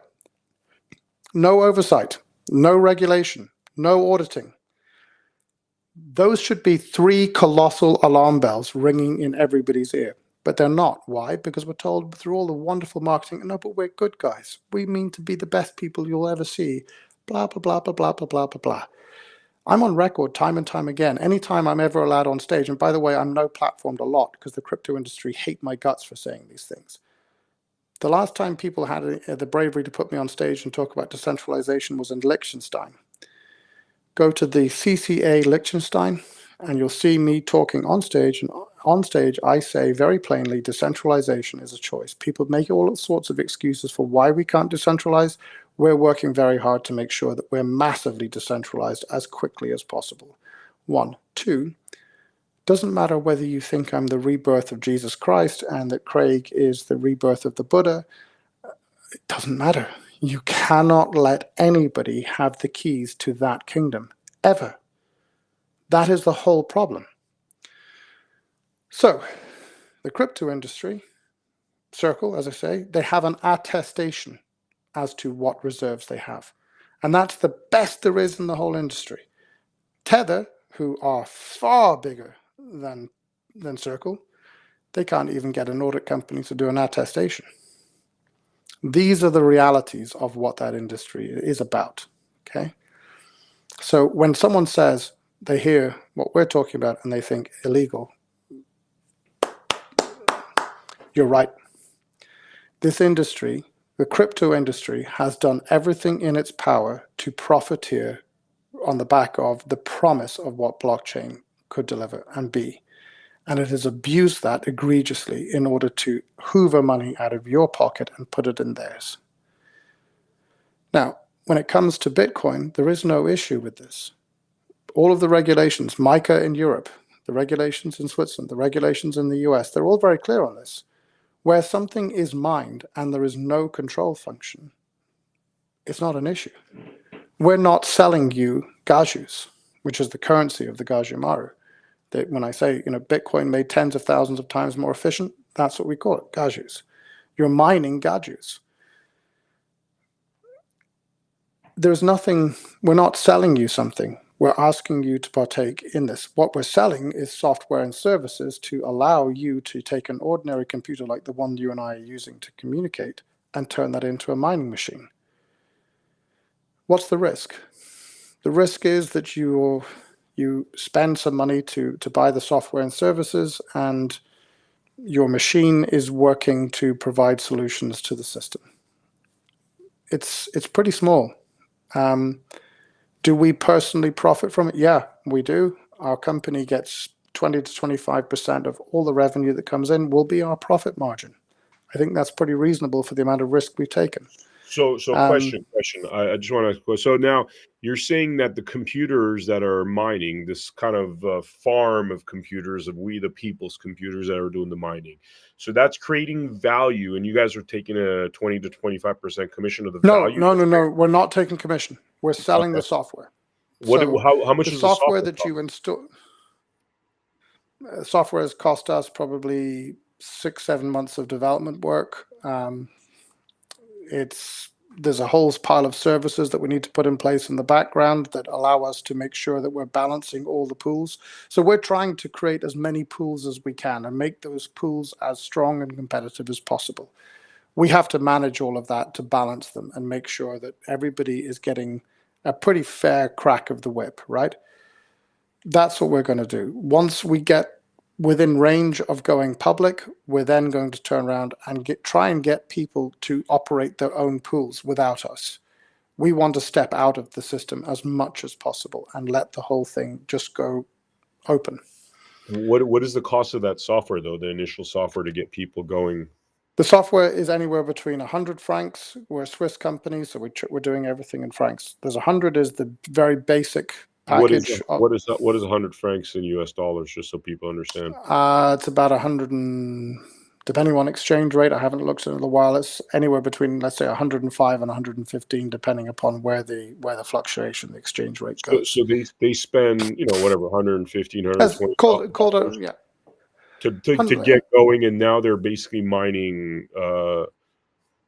currency. Yeah. Okay. And that's one part of it. The other thing is that we're giving everybody who buys one of those memberships, we call it a mining membership. So everybody will get a different membership package over the time. So the first people coming in right now, we're calling the pioneers, because guess what? They're pioneering this. They're going to be the ones that we test everything out on and make sure we've got everything right with before we go to the next group.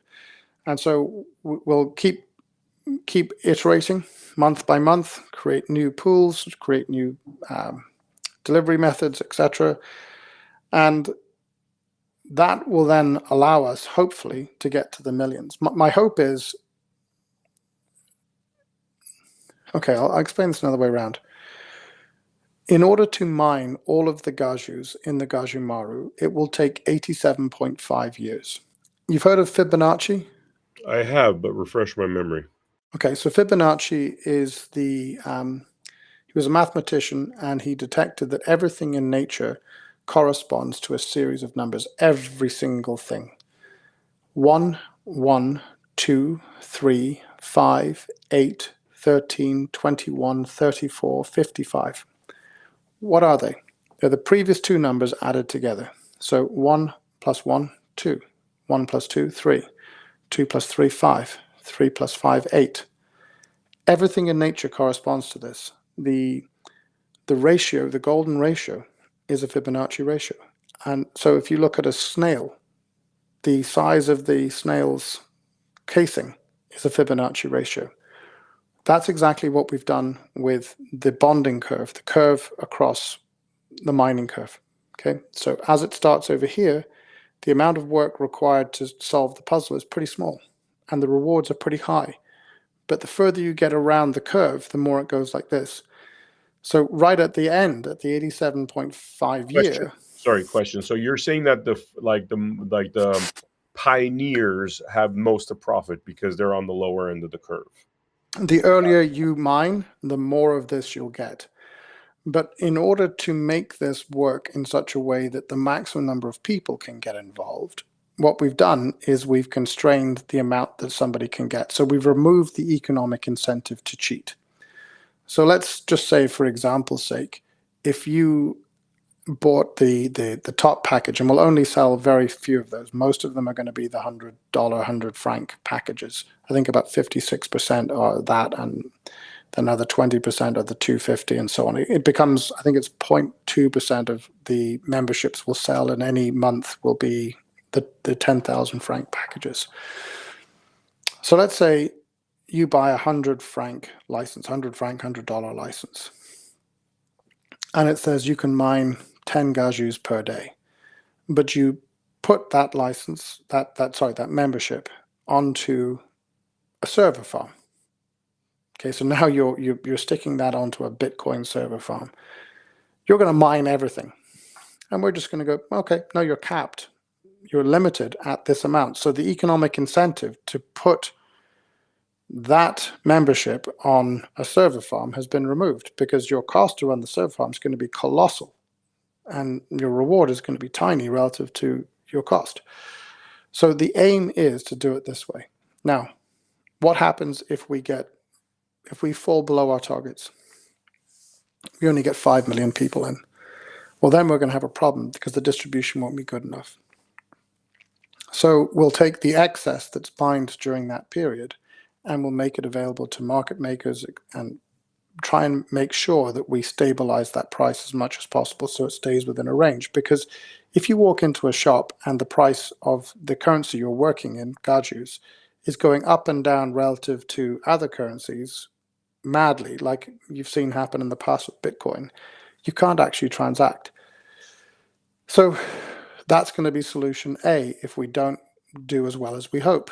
Solution B is so many people come in and mine this that actually the distribution is huge. You know, if we got to 1 billion people mining this, distribution is so big that the thing stabilizes all by itself.